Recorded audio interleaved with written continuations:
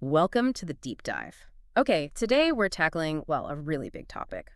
How the Philippine government buys things. Yeah. Procurement. It affects so much. Exactly. And if you've ever felt stuck in, bureaucratic red tape or heard about the lege system, that sort of grease money thing, you know how frustrating it can get. Hmm. So we're diving into Republic Act 12,009. It's the new procurement law. And our mission really is simple. Can this law actually make things more efficient, more transparent? That's the core question. We want to break down the key changes compared to the old law, RA 9184, see if they offer real solutions, and also how everyone can maybe play a part in making it work. Right. RA 12,009 is definitely the latest effort to fix these long-standing issues. But is it a genuine leap forward or, just tweaking the edges of the old system? That's what we need to explore. Okay, let's jump in. What are the sort of game-changing features in this new law, specifically the ones aimed at cutting through corruption and that red tape? Well, a major one, probably the most significant, is the move to mandatory digital or electronic procurement. Mandatory digital, okay. Yeah. And what's really interesting there is how it impacts transparency. Think about it. These digital platforms, they often have built-in audit trails. Ah, right, tracking everything. Exactly. Recording every single step of the bidding process.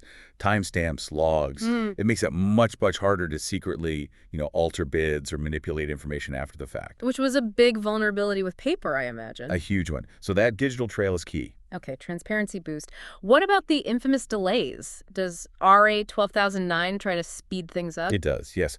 The law actually sets stricter deadlines, stricter timelines for the various stages of procurement. About time. Well, yeah. The idea is to prevent that kind of flow-motion bureaucracy because those delays, they don't just slow things down. They can create openings for those pakiusap bids. The requests for favors. Exactly, the kind that can easily slide into corruption. So by tightening the timelines, the hope is that the window for that kind of activity shrinks. Makes sense. Less time for, let's say, maneuvering behind the scenes. Now, another big concern was always unqualified companies somehow winning contracts. How does the new law address that? Right.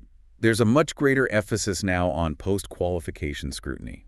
Post-qualification, so checking after the bids are in. Precisely. It's a more thorough check after the initial bid submission to really verify that the bidder who came out on top actually has the resources, the track record, the capability to deliver what they promised. So not just taking their word for it. Not at all.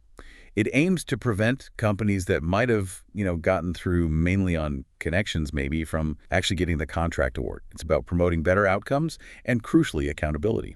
And speaking of accountability, RA 12,009 also tries to clarify who's responsible at each stage. Clearer lines of responsibility, clearer consequences for noncompliance, makes it easier, hopefully, to pinpoint where things went wrong if there are hiccups. okay, let's connect these features to the problems we used to hear about all the time. Those pakiusap bids, maybe selective invitations where only certain suppliers even knew about a project. Or those incredibly long delays before a project even gets the green light, the notice to proceed. Yeah. So how do these new tools, the digital platforms, faster timelines, stricter checks, how do they specifically target those practices? Okay, well, take the selective invitations. The mandatory digital platforms make that much harder to pull off unnoticed. When the process is online, presumably visible, it's tougher to keep it exclusive, right? Right, harder to hide who's being invited or not invited. Exactly. Then the faster timelines directly target those long waits for the notice to proceed, which, as we said, could be exploited in the past. Less waiting, less opportunity for funny business. That's the logic.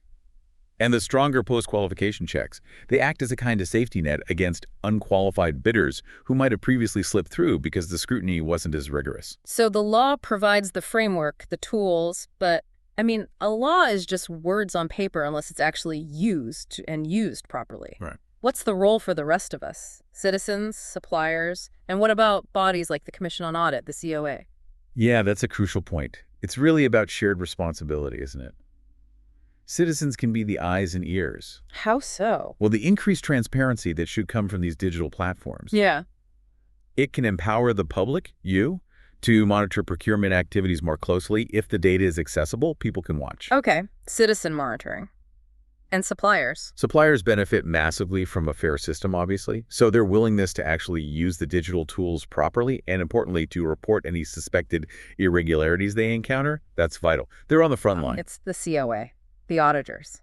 Absolutely essential. Independent bodies like COA are needed to audit compliance, to hold government agencies accountable, and make sure the rules are actually being followed. Okay, so summing up, it sounds like RA 12,009, with this big push on digitalization, the faster timelines, the tighter checks, the clearer accountability. It really does seem to have some potential to tackle the red tape and that lage culture. I think it does, yes.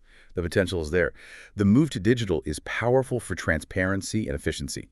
Tighter timelines aim right at those delays. Stronger checks, clearer responsibility, these are all key steps towards building a more trustworthy procurement system. But, and it's a big but, its success really hinges on effective implementation, right? Enforcement.